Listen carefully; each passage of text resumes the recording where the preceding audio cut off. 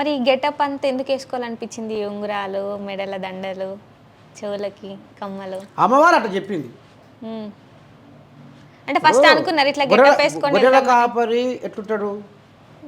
గొంగలేసుకొని, కట్ట పట్టుకొని, గోసి కట్టుకొని. అది తాతల ముత్తాతల కాలంలో ఇట్నే ఉండే. హ్మ్.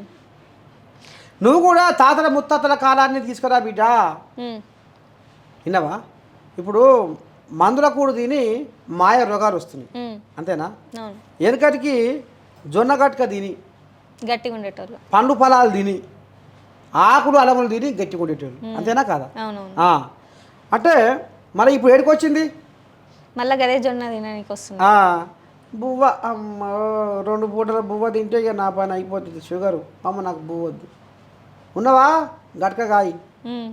జొన్న రొట్టె తీసుకురా. రాగులు ఉంటే మరి పట్టించుకొచ్చి నాకు రాగి జావ పోయి హ్మ్. అంటే వెనకటి రోజులు మళ్ళా వచ్చినాయి. అంటే దీని అర్థమైంది అంటే నర్సయ్య తాతల ముత్తాతల కాలాన్ని మళ్ళీ గుర్తు చేస్తుండు. అదే మాట మాట్లాడుతుండు, అదే యాస గుంజుకొస్తుండు. ఈయనే ఈ కట్టుబొట్టు ఈ సంస్కృతిని సాంప్రదాయాన్ని బతికించుకుంటూ జనాలకు సంబురాన్ని ఆనందాన్ని పంచుతూ సమాజానికి సేవ చేస్తుండు. తప్ప ఇది కాదు, తప్పు కాదు. అందుకనే ఆ అమ్మవారు నువ్వు ఈ రకంగా ఓ బిడ్డ అని దీవించింది.